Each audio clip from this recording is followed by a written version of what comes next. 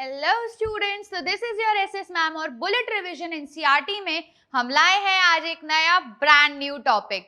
आज के टॉपिक में हम क्या करने वाले हैं? आज के टॉपिक में हम पढ़ने वाले हैं टाइप्स ऑफ इम्यूनिटी। तो सबसे पहले टाइप्स ऑफ इम्यूनिटी पढ़ने से पहले हम इम्यूनिटी की बात कर लेते हैं, या इम्यूनिटी, इम्यून सिस्टम, इसके बारे में पढ़ लेते हैं, इसको समझ लेते हैं। तो इम्यूनिटी या इम्यून सिस्टम क्या है?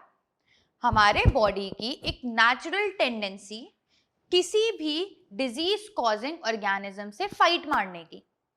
कोई भी एक डिजीज कॉजिंग ऑर्गेनिज्म है, हमारी बॉडी में घुस रहा है, हमें बीमार करने की कोशिश कर रहा है, तो हमारी बॉडी उसको रोकेगी। और वो कितने अच्छे तरीके से उसको रोक पाती है, वो हमारी इम्यूनिटी है, राइट? तो जो हमारी इम्यूनिटी है, अगर मैं इसको ब्रॉडली डिवाइड करूं ना, तो ये दो कैटेगरीज में डिवाइड हो सकती है, जिसमें सबसे पहली का नाम है इन्नेट इम्यूनिटी। Innate immunity. और दूसरी वाली का नाम है एक्वायर्ड इम्यूनिटी। अलग अलग बेसिस पे हम इम्यूनिटी को अलग अलग कैटेगरी में डिवाइड करते हैं। For example, active immunity, passive immunity, वो अभी हमारे एनसीईआरटी में गिवन है and I will make a video on them too. But आज हम फोकस करने वाले हैं इन्नेट इम्यूनिटी और एक्वायर्ड इम्यूनिटी के ऊपर। तो what is innate and acquired immunity? देखिए, इन्नेट और एक्वायर्ड वर्ड का मतलब समझो, काम हो जाएगा। इन्नेट वर्ड का मतलब होता है कोई ऐसी चीज जो बाय बर्थ प्रेजेंट हो, जन्मजात, दैट इज इन्नेट। और एक्वायर्ड वर्ड का मतलब है कोई चीज जो तुमने पूरे लाइफ टाइम में सीखी, अपने अंदर इंडल्ज कराई, अपने अंदर घुसाई, अपने अंदर एक्वायर कराई। तो इन्नेट इम्यूनिटी कौन सी हो गई? जो तुम्हारी बॉडी में बाय बर्थ प्रेजेंट है, it is present by birth, ये हो गई हमारी इन्नेट इम्यूनिटी। एक्वायर्ड इम्यूनिटी के बारे में क्या है? It is acquired during the life time of organism, या लाइफ टाइम ऑफ ह्यूमन, या लाइफ टाइम ऑफ पर्सन। तो it is acquired during life time. ठीक है, नेक्स्ट चीज, अब बाय बर्थ प्रेजेंट है। जब अपन पैदा होते हैं तब तो हमें अच्छे बुरे की समझ नहीं होती, हम चीजें पहचान नहीं पाते, ऐसा होता है ना।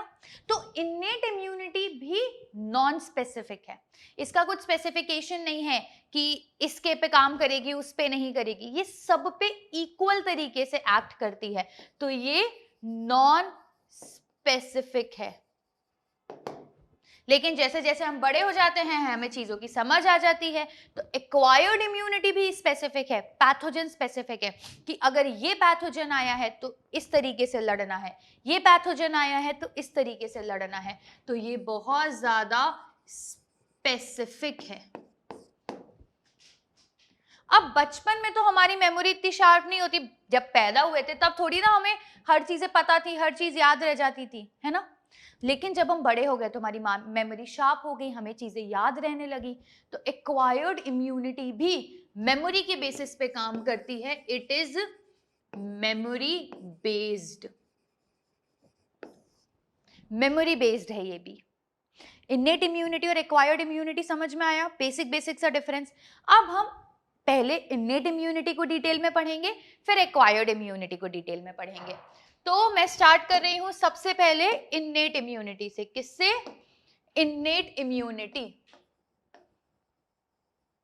देखो, इन्नेट इम्यूनिटी हमने क्या देखा? बाय बर्थ प्रेजेंट है, इसके अंदर कोई स्पेसिफिकेशन नहीं है, नॉन स्पेसिफिक टाइप की है, मेमोरी पे कोई बेस नहीं करती।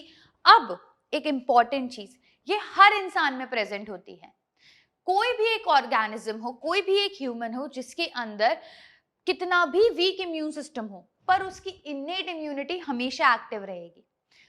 At any time, at any situation, कितना भी इम्यूनो कॉम्प्रोमाइज्ड पेशेंट हो, उसका इम्यून सिस्टम, उसकी इन्नेट इम्यूनिटी हमेशा एक्टिव रहेगी, चाहे इम्यून सिस्टम कितना भी वीक हो। इंपॉर्टेंट चीज। अब इन्नेट इम्यूनिटी 4 टाइप्स की होती है, 4 टाइप्स की हमारी इन्नेट इम्यूनिटी होती है।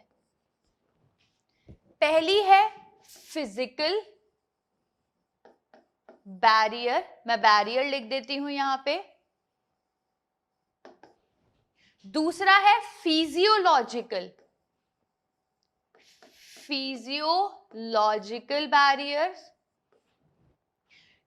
तीसरा है सेल्यूलर बैरियर और चौथा है cytokine barrier. Physical barrier, physiological barrier, cellular barrier और साइटोकाइन बैरियर।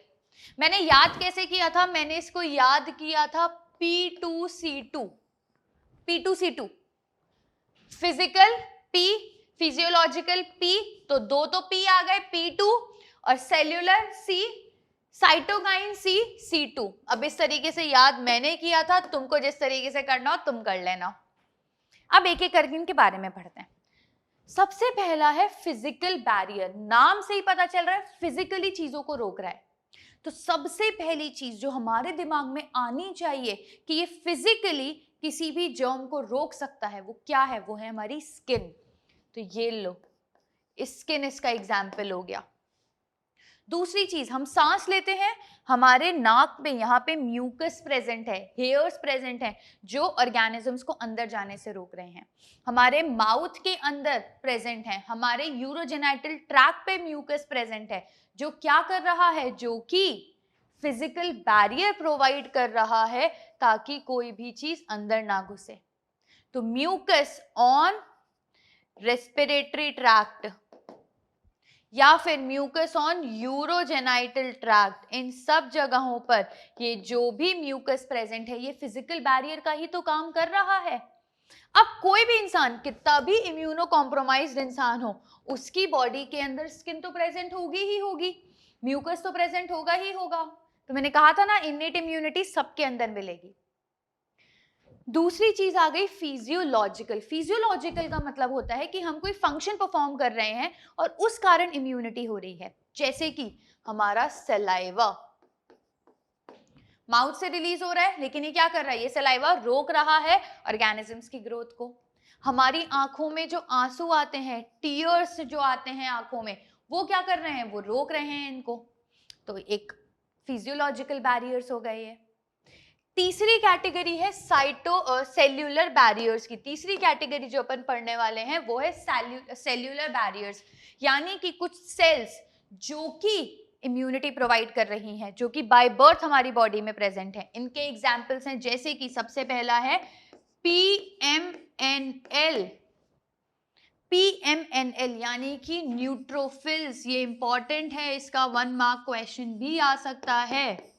PMNL का फुल फॉर्म पूछ सकते हैं, पॉलीमॉर्फो न्यूक्लियर लिम्फोसाइट। क्या है? Polymorphonuclear leukocyte, polymorphonuclear leukocyte. Actually में क्या नाम क्यों रखा है इसका? क्योंकि जो इसका न्यूक्लियस होता है ना स्टूडेंट्स, उसके अंदर बहुत सारे लोब्स प्रेजेंट होते हैं, जिस कारण ये बहुत सारी शेप्स में तुमको दिख सकता है। कभी ये एस शेप में दिख सकता है, कभी ये सी शेप में दिख सकता है, इसीलिए पॉलीमॉर्फो न्यूक्लियर ल्यूकोसाइट्स, न्यूट्रोफिल्स कहते हैं हम इनको। दूसरे तुमको मोनोसाइट्स मिल सकते हैं जो कि सेल्स को किल करने का काम करते हैं। तुमको तीसरे एनके सेल्स मिल सकते हैं। एनके सेल्स होते हैं नेचुरल किलर सेल्स। चौथे तुमको मैक्रोफेजेस मिल सकते हैं। ये सब ऐसी सेल्स हैं जो हमारे बॉडी के इम्यून सिस्टम में प्रेजेंट होंगी ही होंगी, चाहे उस इंसान की इम्यूनिटी कितनी भी खराब हो, पर ये सारी सेल्स प्रेजेंट होंगी। और ये सारी सेल्स शो करती हैं फैगोसाइटोसिस। फैगोसाइटोसिस से क्या होता है? ये जाते हैं किसी भी पैथोजन को किल करते हैं, उसको खा जाते हैं। That is phagocytosis. Phago eating, cytosis killing. तो किसी भी सेल को खाकर उसको खत्म कर देना इस फैगोसाइटोसिस, जो कि ये सारी सेल्स परफॉर्म करती हैं। तो इस सेल्यूलर तरीके से भी हम इम्यूनिटी को हमारी मतलब हमारे बॉडी को प्रोटेक्ट कर सकते हैं, इम्यूनिटी प्रोवाइड कर सकते हैं। Fourth is cytokine. साइटोकाइन मतलब कोई ऐसी चीज जो सेल से रिलीज हो रही है और वो इम्यूनिटी का काम कर रही है। इसमें इन्होंने एग्जाम्पल दिए हैं इंटरफेरॉन्स। किसके एग्जाम्पल दिए हैं? इंटरफेरॉन्स। इंटरफेरॉन्स एक्चुअली स्टूडेंट्स क्या होता है, कोई एक वायरस इन्फेक्टेड सेल कुछ प्रोटीन्स रिलीज करती है जिससे वो आसपास वाली सेल्स को सिग्नल दे सकती है कि भैया मुझ पे वायरस अटैक हुआ है, खुद को प्रोटेक्ट करो। जैसे कोई एक सेल है, उसको किसी वायरस ने इन्फेक्ट किया, तो जैसे ही कोई वायरस उसको इन्फेक्ट करना शुरू करता है वो एक प्रोटीन रिलीज करती है। उस प्रोटीन से आसपास वाली सेल्स को सिग्नल मिल जाता है कि इस सेल को वायरस ने इन्फेक्ट किया है, तो अब हमें खुद को प्रोटेक्ट करके रखना है, वायरल इन्फेक्शन हम पे हो सकता है। वो प्रोटीन का नाम है इंटरफेरॉन्स। तो इंटरफेरॉन्स क्या है? ऐसे प्रोटीन्स हैं जो कि वायरस इन्फेक्टेड सेल्स रिलीज करती हैं दूसरे सेल्स को इंफॉर्मेशन भेजने के लिए। ओके, तो हमने अब क्या किया, हमने हमारी इन्नेट इम्यूनिटी के बारे में पढ़ लिया। कितने टाइप की होती है, कौन कौन सी होती है, ये हमने देख लिया। अब जो हम नेक्स्ट चीज करने वाले हैं वो हम करने वाले हैं एक्वायर्ड इम्यूनिटी। देखो, एक्वायर्ड इम्यूनिटी के बारे में क्या क्या बातें हैं। एक्वायर्ड इम्यूनिटी यानी कि हमने हमारे लाइफ टाइम में उसको गेन किया है। ये बहुत ही स्पेसिफिक टाइप ऑफ इम्यूनिटी है, नंबर 1। नंबर 2, तुमने लाइफ टाइम में इसको गेन किया है। नंबर 3, ये स्लो हो सकती है लेकिन बहुत इफेक्टिव होती है। तो it is slow, it is effective, it is very specific and it is memory based. Memory based होती है, एक बार एक पैथोजन हमारी बॉडी में आ गया, हमने उसके अगेंस्ट एक्वायर्ड इम्यूनिटी डेवलप कर ली, तो वो दूसरी बार जब आएगा तो हमारी बॉडी को याद रहेगा कि हमें उससे कैसे लड़ना है। अब एक्वायर्ड इम्यूनिटी 2 टाइप की होती है। एक होती है सेल मीडिएटेड, यानी कि सेल्स के थ्रू काम हो रहा है, और दूसरी होती है ह्यूमोरल मीडिएटेड।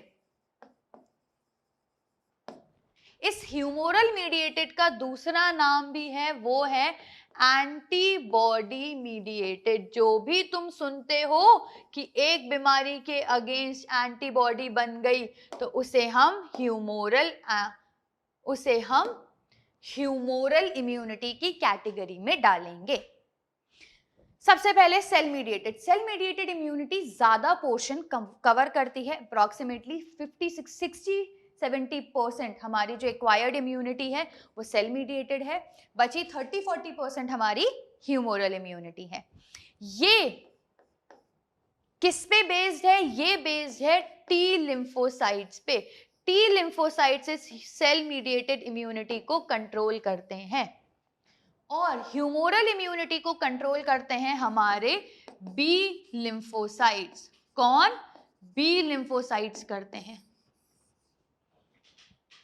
इसके अंदर क्या होता है? इसके अंदर प्रेजेंट होती हैं बहुत सारी टी लिम्फोसाइट की सेल्स, जैसे कि हेल्पर टी सेल्स, जैसे कि मेमोरी सेल्स, जैसे कि किलर सेल्स, जो कि हमारे सेल्स को कोई भी पैथोजन होगा उसको किल कर देंगे। ये सेल मीडिएटेड इम्यूनिटी रिस्पॉन्सिबल है ग्राफ्ट रिजेक्शन के लिए। ये सेल मीडिएटेड इम्यूनिटी किसके लिए रिस्पॉन्सिबल है? ग्राफ्ट रिजेक्शन के लिए रिस्पॉन्सिबल है। कोई भी एक ऑर्गन ट्रांसप्लांट वाला पेशेंट है, सपोज मेरी किडनी खराब हो गई तो मुझे किडनी ट्रांसप्लांट करानी है, पर मैं किसी भी रैंडम इंसान की किडनी नहीं लगा सकती। क्यों? क्योंकि अगर वो मेरी बॉडी के अंदर आ गई तो मेरी बॉडी की सेल्स, ये सेल्स टी लिम्फोसाइट सेल्स, उसको देखेंगी, उसको रिजेक्ट कर देंगी, उसको किल कर देंगी। तो इसीलिए हम सिर्फ क्लोजली रिलेटेड इंडिविजुअल्स और जिनके बोन मैरो मैच करते हैं, ऐसे बहुत सारी चीजें मिलाकर ही हम ऑर्गन ट्रांसप्लांट कर पाते हैं। तो ग्राफ्ट रिजेक्शन किसके कारण होता है? टी लिम्फोसाइट्स के कारण होता है। अब दूसरा आया हमारा एंटीबॉडी मीडिएटेड इम्यूनिटी, यानी कि ह्यूमोरल इम्यूनिटी, जो कि बी लिम्फोसाइट्स इसके लिए रिस्पॉन्सिबल है। क्यों? क्योंकि ये बनाते हैं एक स्पेशल टाइप ऑफ प्रोटीन्स जिनको हम एंटीबॉडीज कहते हैं, या फिर जिनको हम कहते हैं इम्यूनोग्लोबिन्स। ये इम्यूनोग्लोबिन्स या ये एंटीबॉडीज क्या करते हैं? ये एंटीबॉडीज किसी भी स्पेसिफिक इन्फेक्शन के अगेंस्ट फाइट करने में हमारी हेल्प करते हैं।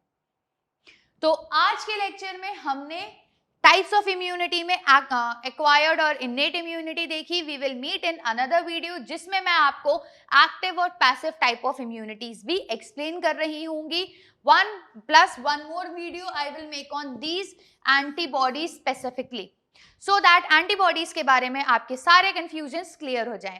तो till then, happy learning students. We will meet in another class in some another video of Bullet Revision NCERT. Thank you.